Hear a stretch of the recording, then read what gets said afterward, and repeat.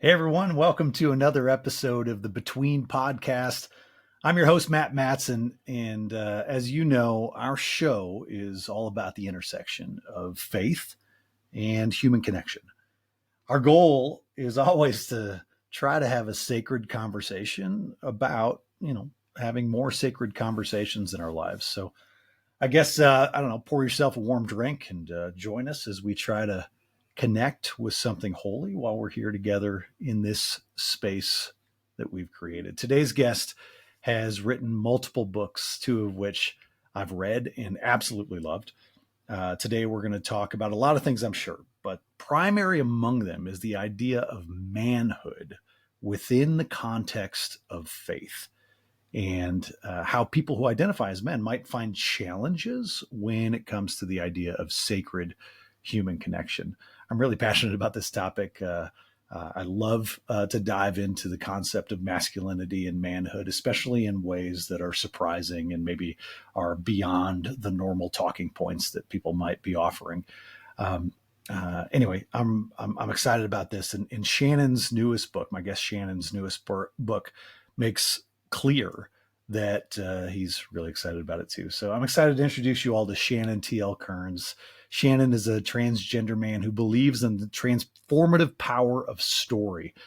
As an ordained priest, a playwright, a theologian, and a writer, all of his work revolves around making meaning through story. And Shannon, I did exactly what I warned you I would do. I just went right into the bio instead of like a normal human being saying, Hi, Shannon. Before I read the rest of the bio, Shannon, hello, welcome. Thanks for being here. Yeah, thanks so much for having me. I'm really excited and looking forward to this conversation. So, all right. So let me introduce you thoroughly here, and I say that because there's a lot of layers to Shannon to introduce, and so I'm excited to maybe lay out some of those, and then maybe invite you and Shannon to fill in some of the blanks. But Shannon's first book, In the Margins, so the title is In the Margins, the subtitle, A Transgender Man's Journey with Scripture, was a book that I honestly, I could not put down. I read it in like under 24 hours. It's one of those books, man. I found, Shannon, your personal journey of gender, sexuality, and faith kind of all tangled up together. I found it universally beautiful, might be a way that I would describe it. Universally beautiful, complicated, and magnificent. It's just wonderful. I was so grateful to get access also to Shannon's upcoming book, which is titled No One Taught Me How to Be a Man, What a Trans Man's Experience Reveals About Masculinity. Shannon, when does that book come out? Is it already out? No, it comes out in April of 2025. Okay, April 2025. This episode probably comes out in early 2025. So this is, you'll be getting a little bit of a preview. But man, if you can pre-order that book on the internet, like go get it, because it is really powerful. And anyway, I'm excited. We'll talk about it. So some other quick notes about Shannon. Shannon co-founded queertheology.com in 2013, which has produced powerful resources that have reached millions of people all over the world. He left fundamentalist Christianity in his youth and eventually became the first openly transgender man ordained to the old Catholic priesthood. And I mentioned Shannon is a playwright. He's actually an award-winning playwright and has a bunch of writing credits to his name. Shannon, I'm just genuinely honored to have you with me here on the Between Podcast. You got a fascinating bio, but I always know that those official introductions are always kind of an outline, and there's Yeah. There's a lot of other stuff in there. Would you mind coloring in some of the blanks for us? Will you add a little color to that story? Yeah. I mean, I think that the place to start always is, leaving fundamentalist evangelicalism, and that was a really lifelong journey, right? I grew up in the evangelical church. I was thoroughly ensconced in it. I was homeschooled from 7th through 12th grade. So literally my entire life was the church. My social life was the church. I stayed in evangelicalism through college. I went to an evangelical Christian college. And it was really in college that I started to ask questions about my faith for the first time. And that set me on a journey of trying to figure out faith, what we would probably now call deconstruction, no one was talking about it like that, then, you were just a heretic. So did that journey, but stayed in the church. And so I've worked in lots of different denominations. I'm doing mostly faith formation work, so working in education for both young folks and adults, and have loved that work. And it's only been in the last couple of years that I've been mostly focusing on writing, but still have a foot in the church world, still occasionally preach and speak and teach. So care a lot about people of faith. And a lot of my work in queer and trans circles is about both trying to encourage folks, queer and trans folks who want to stay in the church, letting them know that there is a place for them and there is a way for them to hang on to their faith. And also part of my work is when folks say that they can't stay, helping them to leave well. And whether that means leaving Christianity entirely well or just leaving church, we want to help people leave fully so that they can find something that is life-giving. And so that has been a lot of my work over the last 10 years. Can I ask you about that? Like, to follow up on that idea of leaving well, that's a really powerful concept. I think, and not one that I think a lot of people think about very often. But if I'm gonna walk away from, especially like a faith of my childhood, right? Like this family, it is. Faith that we grew up with is packed with all sorts of other stuff. It's not just theology, or it's not just membership in a church. There is a family, and there are friends, and all of our relationships, and there's so much stuff packed in. And to walk away from that is one thing. To walk away from that well seems to be, I don't like. Is there a guide for that? Is there, like, what does it look like? How does one do that? How do you know you've done it well? Yeah, I mean, I think a lot of it is really figuring out what still hooks you about the faith that you grew up in. So for a lot of folks, right, they no longer believe in a God of hate, but they still are, like, deep down afraid that God that they no longer believe in is going to send them to hell. Yeah. Right. And so what we had seen is a lot of folks that were walking away, and they were like, I don't believe any of that anymore. But when you really, like, dug down with them, it was like, oh, actually, you do still kind of believe that. And so figuring out how to unhook from those beliefs that are causing people to live in fear. Or we'd have folks who are saying, like, I am staying in Christianity because I'm afraid of hell. It's like, okay, well, that's maybe not the best reason to stay. And then when we got them free from the fear of hell, they're like, oh, I actually think some other practice would be better for me. It's like, great. So some of it is that. And then I think some of it is also, as you leave, there is, for many folks, especially for queer and trans folks, there is a lot of anger and hurt and pain about how we've been treated, about the place that we haven't been able to have. And so some of it is being able to not let that pain go, but to heal from it enough that we can set it to the side and find something else. I think a lot of folks get kind of wrapped in this cycle of just revisiting the anger and the hurt and the pain, which keeps them from being able to find something that is life-giving. And that's what we really want, right? Is we want, I'm speaking as it's because queer theology is a co-founded situation. We really want people to leave, to be in a place that feels healthy for them, that feels life-giving, that has spiritual practices that feel exciting and enriching. And sometimes people can do that and stay within Christianity. Sometimes the trauma is too much. Yeah. But it's like, we've got to figure out how to heal from that trauma and in order to find those spaces of health. Yeah, that it's so powerful to reflect on the idea that it is a completely healthy and understandable and legitimate thing to do, to take off the glasses that I've worn since childhood, that I've seen the world through, the way that I've understood God, and the way that I've understood, for that matter, other people, sort of through that lens, or reflected back. But then it's another thing entirely to acknowledge that without those glasses, maybe I don't know how to see. And that's the only way I've known how to see. That's the only way I've known how to be with each other or with other people. And it's really scary to put on another set of glasses or to even think that. So I'll just ignore that and assume that taking him off did the job. Anyway, that's a clumsy metaphor, but it's where my head was. And yeah, totally.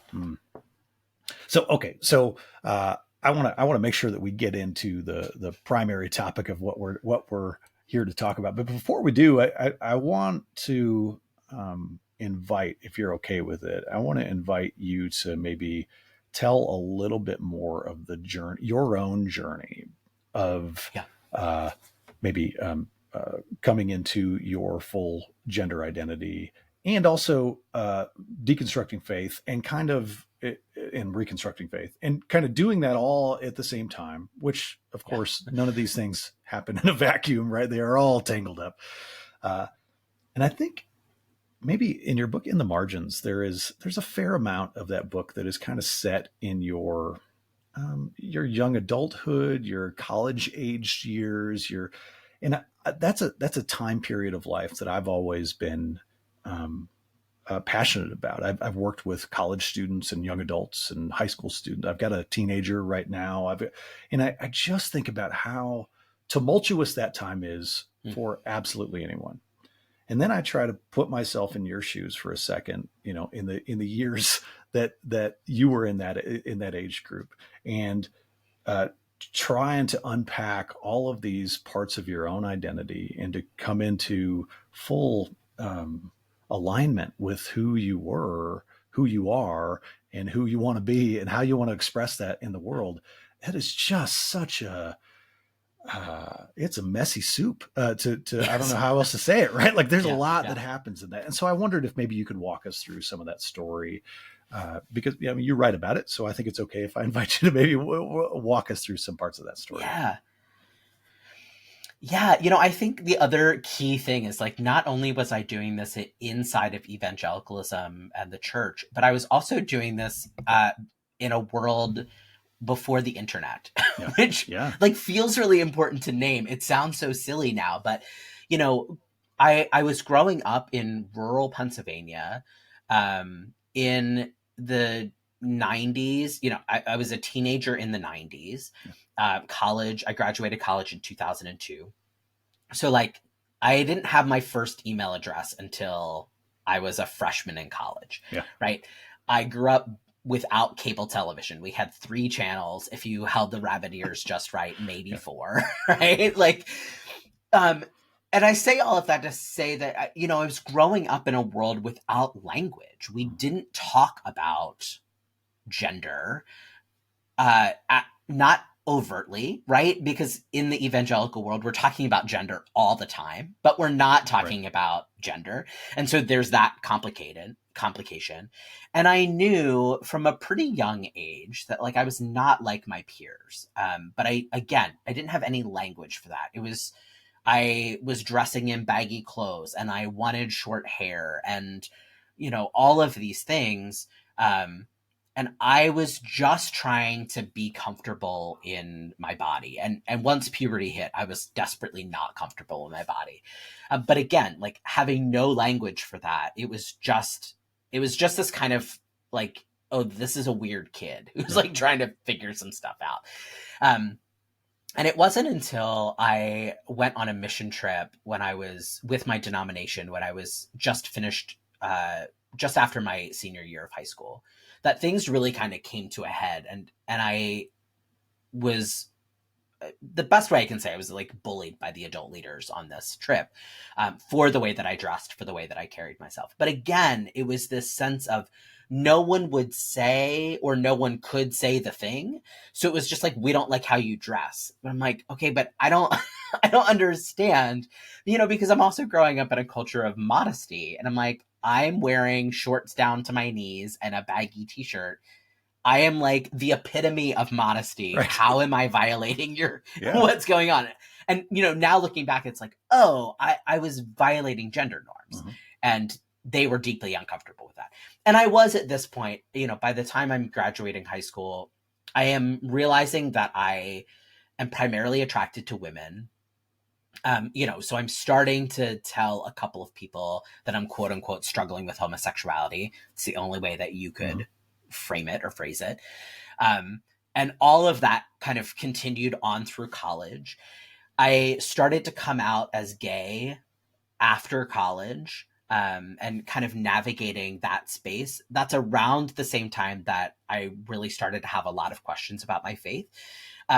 A lot of people assume that it was because I was struggling with my sexuality that I started to have questions about faith, but that actually wasn't at all true. It was really these larger questions of like, I don't understand these theological tenets that I'm being taught, that like, I kind of grew up at a Calvinist bent. So like some people are elect, some aren't. And I was like, none of that tracks with the Bible that I'm reading. Being in spaces where people are like, we shouldn't do social justice because it's really just about getting people saved. I'm like, that's not squaring with the Bible that I'm reading. And so the more that I started to read, the thing that really broke my faith was finding out that the rapture was invented by some English dude. I was like, wait a second. Yeah. I've been scared of getting left behind for like my entire life. And you're telling me this is new and some guy in England. And that really set me on this path of like, okay, now I'm just going to question everything. But I was, I am doing this of like trying to figure out like, what does it look like to be in the world? Can I hang on to my faith and my call to ministry, right? Which is, I'm like, this point, I'm working in churches, trying to navigate coming out. It's kind of came out, left the church, took a break for a while, still then felt like, I think there's something God still wants me to do in this church space. So enrolled in seminary. I went to Union Theological Seminary in New York, which is a really amazing place. And it was probably in my like first year of seminary that I started to have some language around gender identity. Again, like this is a world before Laverne Cox is on Time magazine. So like I knew of trans folks kind of, but it was the person I was married to at the time who asked like, do you think you might be trans? And I was like, absolutely not. Like I can't do that, because even if I am, like, I will lose my family, I will lose my job in the church. Like this just can't happen. But once that seed was planted, that's now all I can think about. And so I started reading all of these memoirs, and the more that I read, the more it was like, oh, I think that like, actually this might be the thing that I've been wrestling with since I was a kid, the kind of core discomfort that I've been trying to fix through all of these other places, that I think like this is the thing. And so I came out as trans and started my transition. And as soon as I did that, I was like, oh, everything clicked into place. I was like, yes, this is who I am. This is who I've always been. I just didn't have language for it. But at that point, like my faith had become really intellectual, right? I was an academic. Union is a very academic school. And so like my faith is that. And I think it needed to be. I needed to fill in a lot of the gaps that had been left out of my evangelical upbringing. But I was like missing that kind of emotional connection that I had as an evangelical when, the Bible was a love letter and everything was about me and Jesus. And I didn't feel like I had that anymore.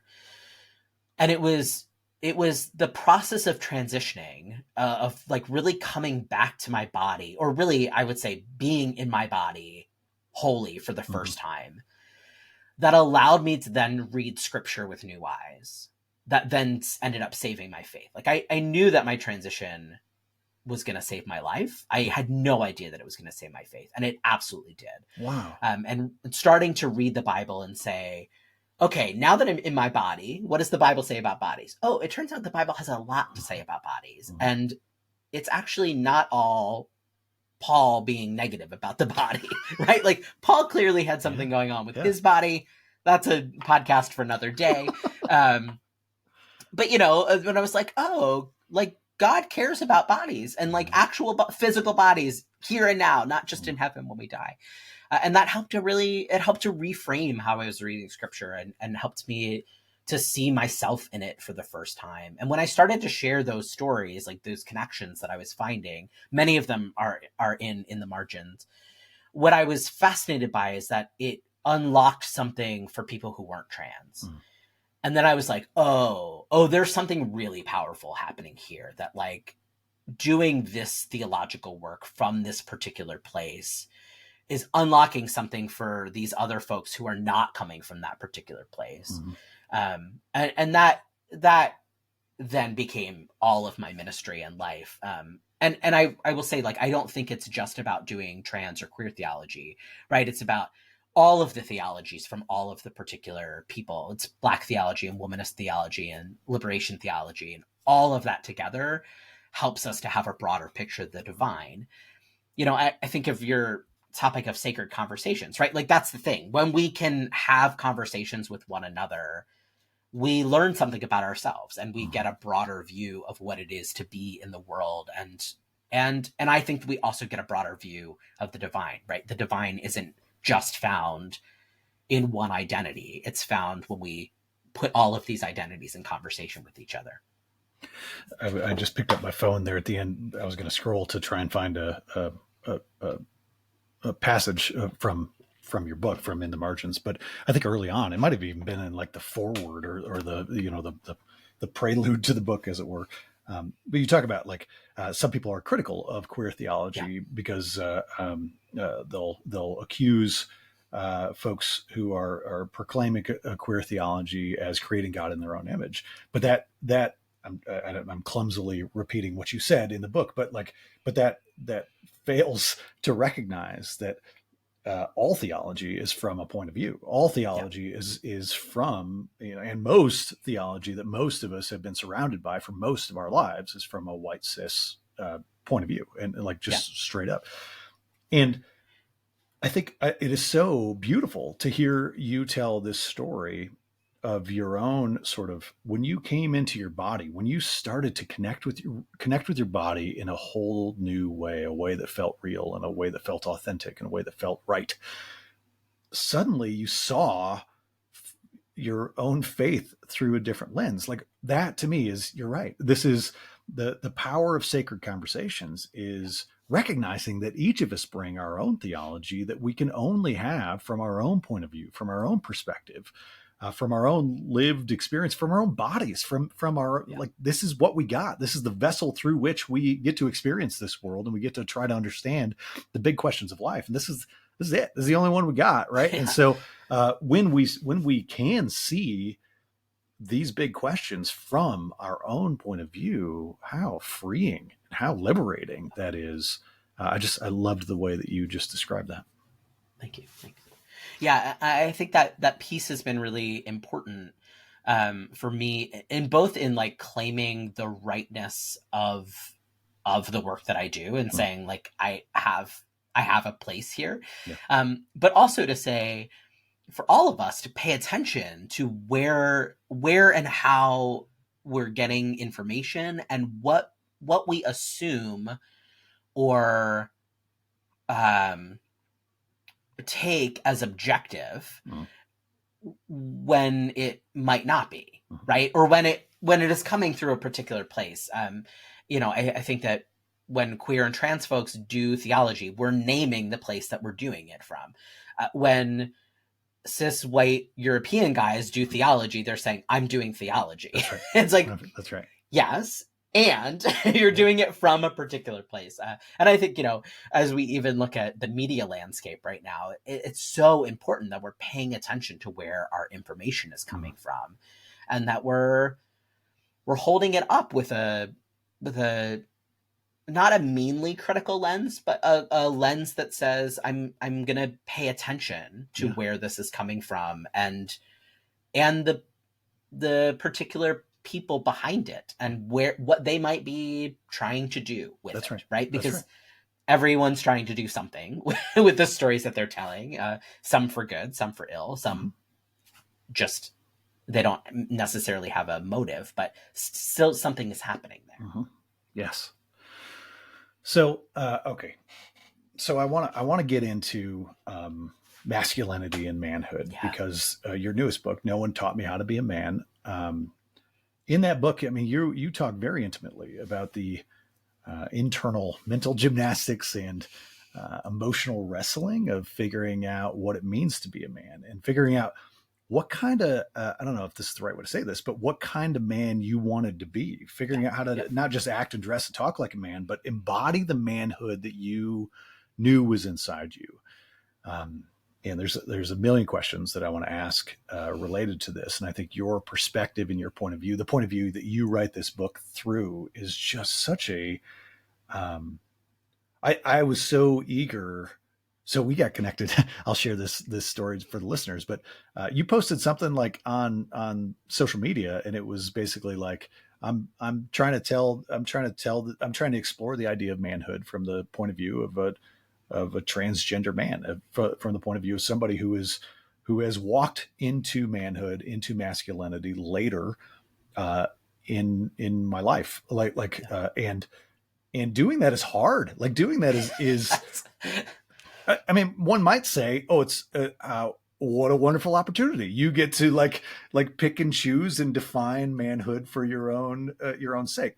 Partially true, but you also live in a really complicated society where the idea of manhood and masculinity is super complicated. Anyway, so I got a million questions, but maybe a place to start is, where did you ultimately find examples of manhood that you wish other men, or maybe you would offer to other men to look to as well? Yeah, this is such a great question, because I think that this has been so complicated, right?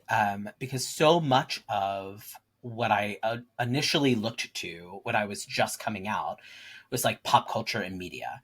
And this is, again, mid 2000s. And so there was not a lot of great stuff. And I found myself trying to figure out, like, where are the models that embody something that is healthy? And so, I think about Mr. Rogers, right, as a one example of someone who was gentle, but also very smart and willing to stand up for what he believed.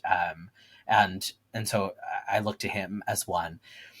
And now I find that, like, I think there's a lot of beauty in, like, Ted Lasso, a fictional character, but even and Roy Kent, right? Like, and the way that show explores masculinity, I think is just so beautifully done.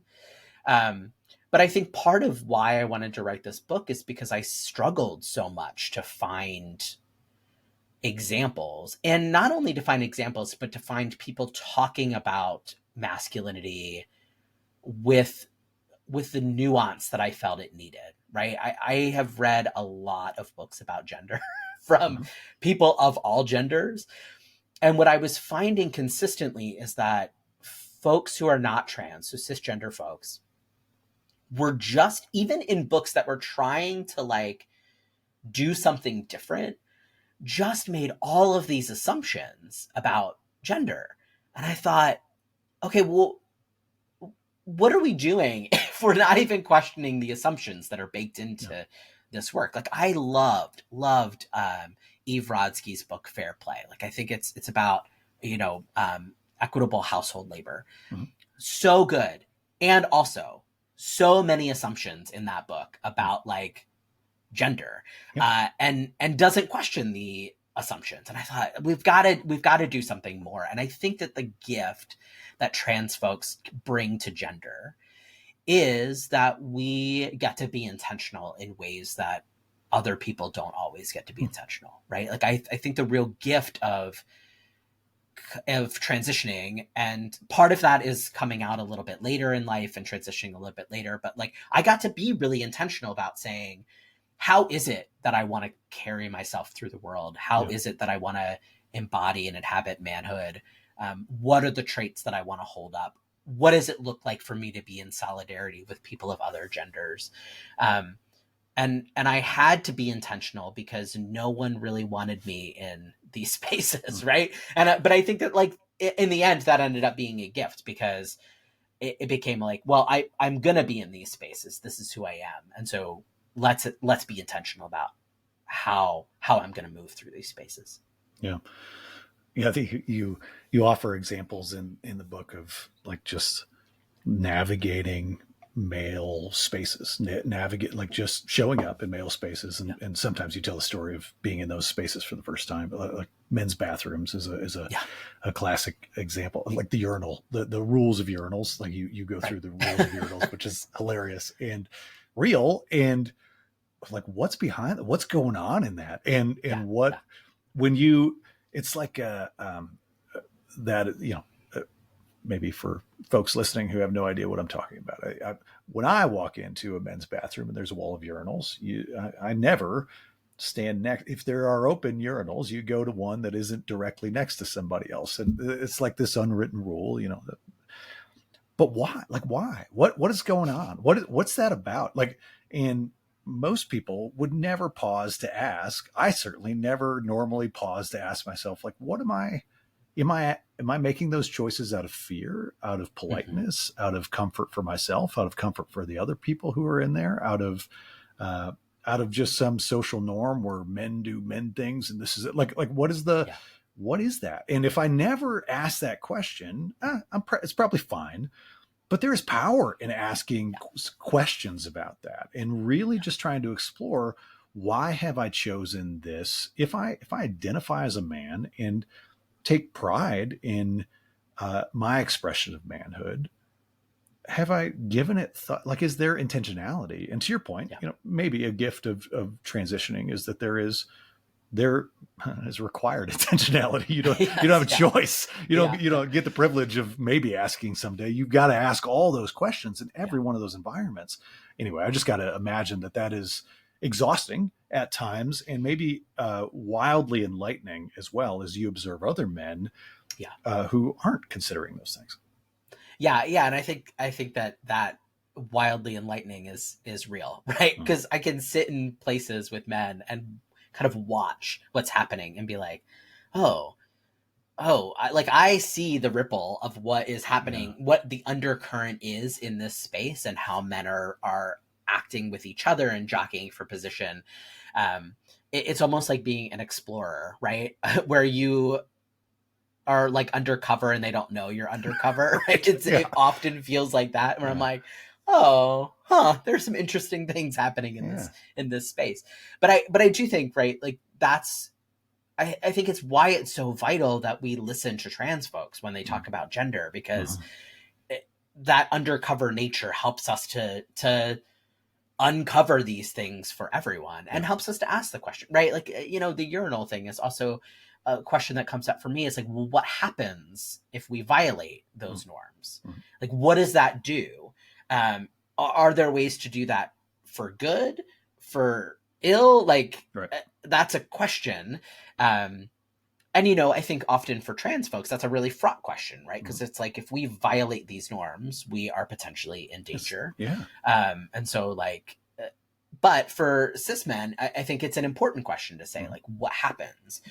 Can we violate these norms in order to provoke a fruitful conversation, to open up a space for dialogue? I mean, maybe we don't want to do that in the bathroom, but in other places, right? Like, I think that's an important thing. Yeah. I think, the urinal thing it's not about the urinal thing for anybody listening to this. Like, it's the metaphor for all of the rules of engagement of manhood that we are so locked into and often just blindly obeying. And I think we could easily point to, I think there's a fair amount of people who are actively easily pointing to the negative repercussions and the negative consequences of us blindly just obeying the current rules of societal manhood. I want to, in a moment, I want to dive into the rules of engagement when it comes to conversations and intimacy as friends or as strangers interacting with each other, man to man. That the idea of a man-to-man conversation is that's a layered phrase in itself. I want to dive into all that, but maybe before we get there, could we we've already started to do this, but I think it's worth asking the question further about the entanglement of masculinity and Christianity. I mean, these two identities have been cozy bedfellows and messy bedfellows for centuries, and Christianity, as we know it today, is such a masculine expression in most of the ways that it shows up in American culture, Western culture, anyway. And anyway, I wondered if you, who are deeply entrenched in both of these identities and exploring these identities, I wonder if you can maybe try to maybe name a few points of maybe let me ask this. How do you see modern Christianity teaching men, empowering men, supporting men, or harming men in the way that it shows up today? Yeah, I mean, I think I think this is such a vital question, because I think that even in spaces where people are not religious or not Christian, the ways that masculinity and Christianity, and particularly like white American culture, have all intertwined, like you cannot unbraid that braid, right? It's really impossible. And I think a lot of men are moving through the world thinking that the church has no influence on them, when really, like, Christianity has a lot of influence on how they're thinking about masculinity and how they're showing up in the world. So, you know, from the basic thing of like, men are leaders and should be leaders, like that is entrenched in evangelical Christianity in particular. And men are better equipped / over women. We see throughout Christianity this sense of like, what it means to be a good man is you love your country, you love your family, you go to work and you provide and you support your family. And like, you do that by working a job or by joining the military, right? Like it's very, like, these are the things you do in order to provide for your family. Obviously that is also like nuclear family. You get married to a woman, you have children. Probably you also move to the suburbs. Like that seems to also be this type of thing of like what it is to be a good man. And I think we also see it's this complicated, I'm thinking particularly of like the complicated swirl of modern evangelicalism, which I've been out of for a little while, but I still see glimmers online of like folks who are trying to restore a kind of hyper masculinity to worship because they feel like the reason they've lost men is because they've gotten quote unquote too soft. And so like having MMA for Jesus events or like men's groups, right? But again, it's so complex because in some cases, I see in, for instance, like a small group setting for men, one of the few places where men are encouraged to actually like potentially be vulnerable with one another. And also in that same space, there is a weaponization of vulnerability, right? Because if you're vulnerable about the wrong thing or about the right thing in the wrong way, suddenly you can be punished for that or put on the outs. And so I think that dance is really complicated too. And is a window into a broader issue with masculinity of like, we're always trying to do this thing to keep each other at arm's length. But it is this weird swirl, right? Like I don't see progressive men's small groups. And also like, maybe that's okay. I don't know, that gets complex, but I really think about the men's movements. I looked at Promise Keepers in the book and how when Promise Keepers started, they were potentially trying to do something good, which was to say there's a lot of men that aren't showing up in their families very well. So like, let's help them do that. And then of course they took it in a weird direction. And now Promise Keepers has gone completely off the rails.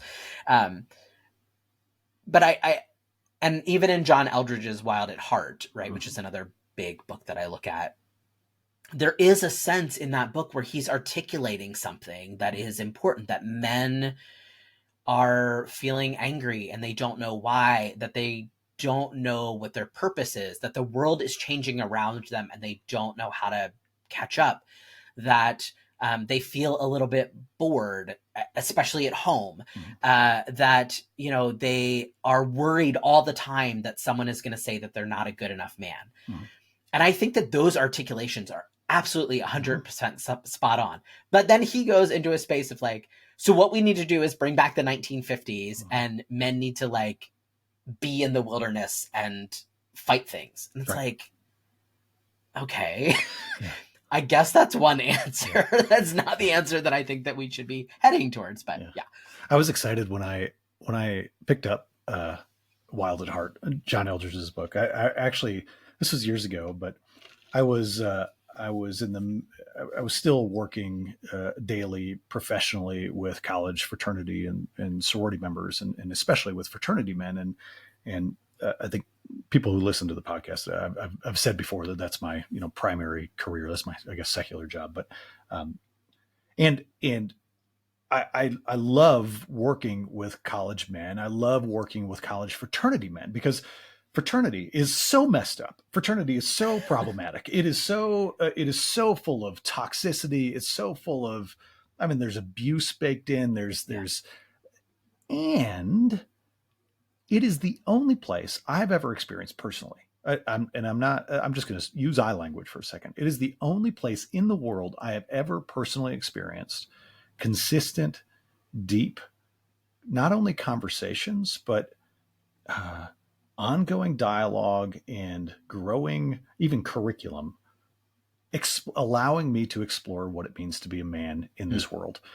And I had a great experience as a collegian and later on in my own my college fraternity experience. And not everybody does, but for me, it was the only place where anybody was talking about what does it mean, where men were talking to other men about what does it mean to be a man, and without rules on it, like without a bunch of, here's the answer, here's the biblical answer, so when I picked up John Eldredge's Wild at Heart, I was actually just really excited. Like, yeah. And the first half of it, I was identifying with the problems he was naming. And then, man, I sat that book down and just felt like sad. Honestly, like, no, this isn't the only way. That how, and so many millions of people are going to read this and believe that it's the only way, because it reinforces all these other cultural cues that are around them. Anyway, the idea of developing masculinity and community, you write about that in your book, and I want to read a quote. I've got a quote up on my screen right now from the book. But you do a really great job of naming and not really shaming many of the elements of what has become known as toxic masculinity. Anyway, here's the quote from the book. Masculinity is built in community. The struggles that we face as men are both individual and societal. We can work on ourselves and often need to, but we cannot do it all alone. As we work on ourselves, we also need to work on our culture, a culture of silence, a culture of alienation, a culture of anger and entitlement, a culture of learned incompetence. At every step, we do what we can to change while also changing the culture around us so we can all move more freely. If you were to maybe recommend some simple ways for any of us men or people of any gender to work in community on healthier understandings of masculinity or manhood, what would you recommend? Yeah, I mean, I do think the absolute first thing is to have at least one other man that is also on a similar journey that you can have these conversations with. Yeah. Because I think that so often men either try to do it all by themselves, and that is a recipe for disaster, or they try to do this work with women, which, and I'm not saying that men shouldn't be vulnerable with women. I think that they should. But I think that when we only do this work with women, we're again putting emotional labor on women and asking them in some ways to carry us, fix us, etc. And so I think it's vital that men are having these conversations. So I think the first thing is like, find a buddy. right? Yeah. Find a buddy that you can be reading books with, that you can be watching videos with, that you can be having these conversations with. And like, be intentional about checking in with them and sharing what you're trying to do and what you're trying to learn and all of those things. I think that's really important. First, I think too, often, because of there's again a lot of complex dynamics, but often men have let other men slide on bad behavior, and I think that we have to figure out ways to start to confront that in the moment when we see it and interrupt that behavior. And we can talk, there are lots of different ways to do that, but I think that we have to get comfortable with doing that. And with being people around whom that behavior is not acceptable, right? And that people know, oh, I'm not going to say that because this person's going to call me out. I think that we have to get comfortable with that. We so often let small things slide. And I think that we're just in a place where like we've got to stop doing that. And then I think the other piece is like, goes back to this really starting to pay attention to how we're showing up in spaces. I'm thinking about the holidays a lot right now, because as we're recording this, we are in the swing of holiday season, and like how many unassumed things go into the holidays for women in particular. And how, like, if you are partnered, or even if you're not, like if you are a man walking through the holiday season, like paying attention to the ways in which women are orchestrating this special time of year, like for you. How are you participating in your office workplace? Are you planning the holiday party? Are you getting cards and gifts for people? Are you volunteering to bring snacks? If it's your turn to bring snacks, did you ask your partner to go buy the snacks? Like all of these things. I think that, again, that sounds so simple, but we're just often not paying attention. And that we just do these things and we're like, oh, well, like this is what everyone does. It's like, yes, and that is the problem. Like these are the things that we have to be paying attention to in order to show up better for people of other genders. And I think that part of that noticing also helps us to reflect on, what do I feel entitled to? What do I feel I shouldn't have to do? And you might not even be thinking of that like because I'm a man, but that's how it's showing up and playing out in your relationships. And I think that those are things that we've got to start talking about and bringing to light and really paying attention to. I like how practical and how kind of down to earth those recommendations are. There's another quote in your book that is one of my favorites, and this will be the last one that I share. But here's what you wrote. You wrote, "There are some who believe the way forward is to eradicate gender entirely. Some say everything masculine is toxic, while others say toxic masculinity doesn't exist, and people are just shaming men for being men. What's often lost in the midst of these schools of thought is the average man just trying to get through the day." And that's the end of the quote. Man, I love this. I find myself like looking for that word package so often, because we can get really academic, we can get really theoretical, we can get theological, we can pull from all these things way up here in the clouds to talk about manhood and masculinity and human connection, for that matter, and the way that men talk to each other or don't talk to each other.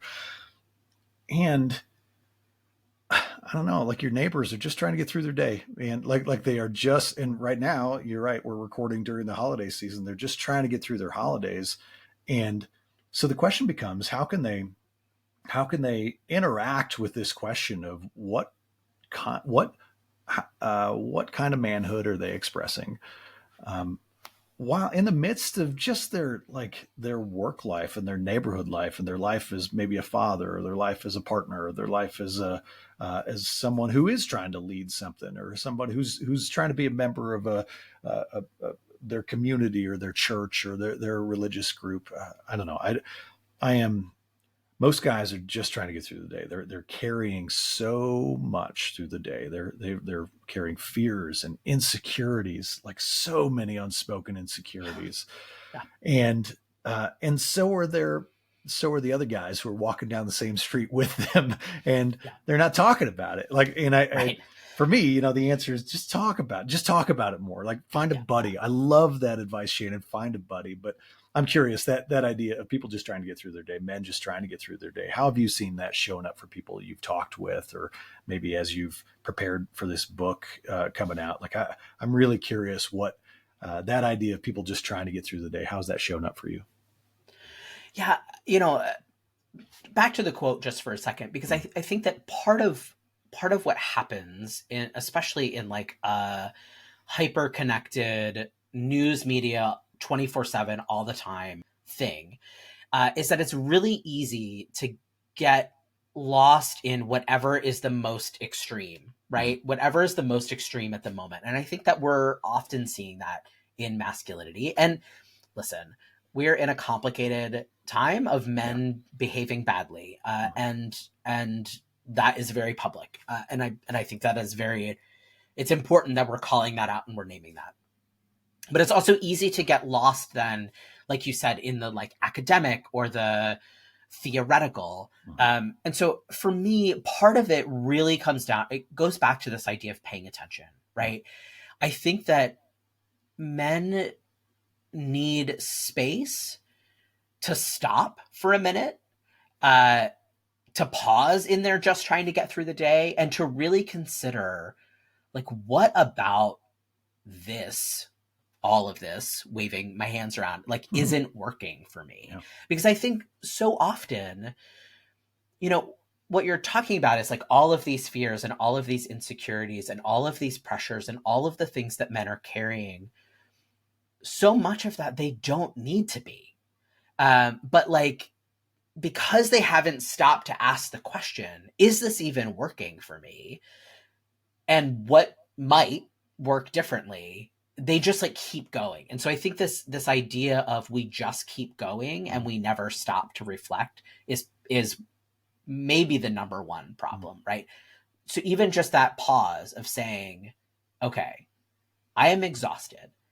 I don't feel great in my relationship. I don't know how to show up for my kids. Everyone's telling me that I need to like be more emotional. I don't even know what that means or looks like. And maybe I would like to be, but like, how? Yeah. But even I think starting with a place of saying, these are the things that aren't working for me is a first step. And you don't have to tackle them all at once. But so then the next step is like, okay, what's one of these things that I can maybe like try something on, right? Like maybe it's, I'm gonna like do a one-on-one with my kids and try to like figure out how to have a conversation with them. Or I realize like, I don't know anything about what happens at my kids' school. I don't know my kids' teachers' names. I don't know who their friends are. Like, I'm just gonna make a list, right? I'm just gonna start doing that, because I think we often think we have to do some kind of huge thing, but it's these little shifts that if we do enough of them are going to make a huge difference. And I think that along with that, if we're showing up in ways that don't feel good and don't feel authentic and aren't giving us the connection that we want, I guarantee that other people in our lives are feeling the same thing. And so this idea that, like, again, going back to like married men or men with kids, like the idea that you feel disconnected from your kids or your spouse, or that you're showing up at home in a way that doesn't feel great, odds are like your family also is feeling that and already knows that. So like, let's figure out a different way to show up. And I think, again, this is where it goes back to intentionality of your household doesn't have to look like anyone else's household, right? The way that you are a partner or the way that you're a parent doesn't have to look like how your neighbors or your parents partnered and parented, and probably shouldn't. And so figuring out how to open up some conversations with your spouse and your kids of like, how do we want to be a family? What does this look like? How do we want to show up for each other? What's working and not working for each of us? And I think that feels really scary because, it requires a level of vulnerability. And I think men both haven't been taught how to be vulnerable, haven't been encouraged to be vulnerable, and often have been punished when they have been. And so like, that's why I say that this is so complex, right? Because we do need to work on ourselves. And also like, it's a cultural issue. And also it's a societal issue. And also like going to the even higher level, like there are systemic things in place that are currently hurting men. And I think at the baseline, without going too theoretical, like we've often been participants in our own, like we have propped up the systems that are now currently hurting us, which again, like is not to cast shame and blame, but is to say like, unlike almost every other oppressed and marginalized group, like we did get ourselves into this mess, and like we have to figure out how to get ourselves out of it. Like we did build this thing, but that also means that we can dismantle it because we built it. And that if we go into it saying like, yeah, I'm going to work on myself, and I'm also going to be a part of my community, and we're going to do this together. Like this isn't a John Wayne situation, right? This is all of us. Like we can actually build something that is not only going to be better for us, but better for everyone. And I think that's the key, right? If white men in particular get healthy, everybody's going to benefit from that, not just us. And so it's like it's also really imperative that we figure out how to be healthy and how to be in good relationships with other people. Shannon, dang, that was cool, because you built scaffolding there that started with just the very personal and very, very real, very internal, very intimate challenge of just trying to get through the day. You built a new level on top above that about our interconnectedness and about the challenge of even when we're vulnerable. Sometimes we've been punished for it. We know we're supposed to be. We know we want to be. We know everybody wants us to be. But every time we've tried, it's ended up hurting us.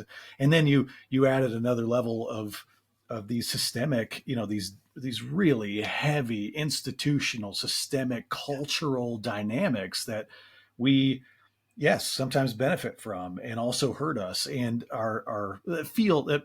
So, but then like all of that, for me, all of that circles back to what's in my control as a man, just trying to get through my day. What's in my control is going to reaching out to a buddy, going to talk to somebody, making a list, doing really simple things about how it feels like being a man in the world maybe isn't quite working as well as I want it to be in the way that I'm showing up as a man.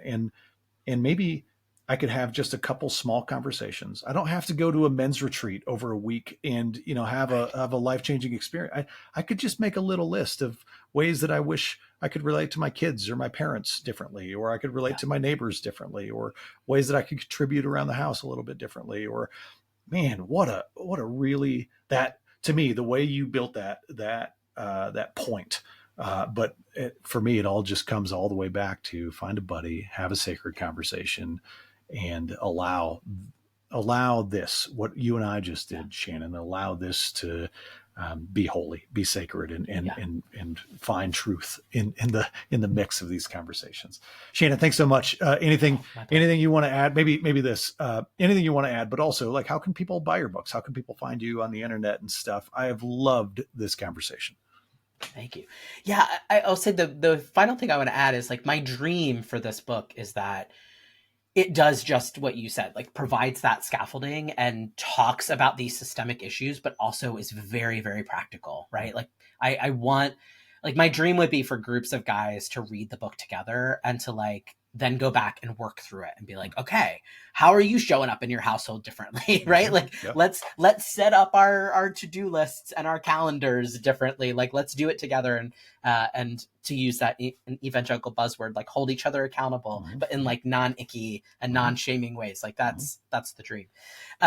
So yes, you can pre-order this book wherever books are sold. It will come out on April 15th, I believe.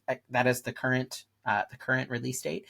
I am on the interwebs at Shannon TL Kearns. Kearns is spelled Kearns, on all of the social medias for now. And that's also my website, and would love to connect with people however they're connecting these days.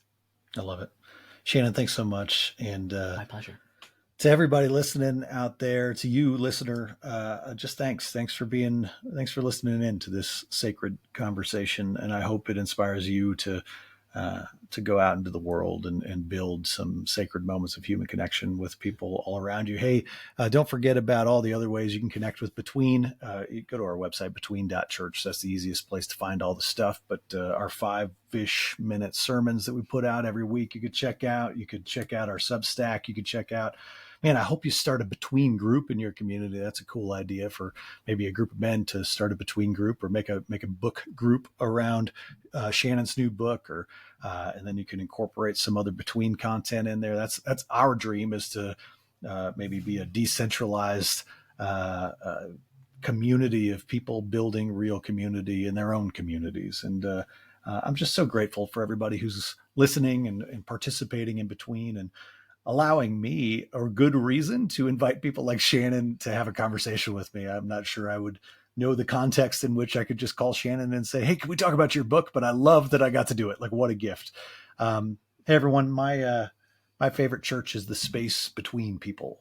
So I invite you to go into your world now and go with God's love and create the church between.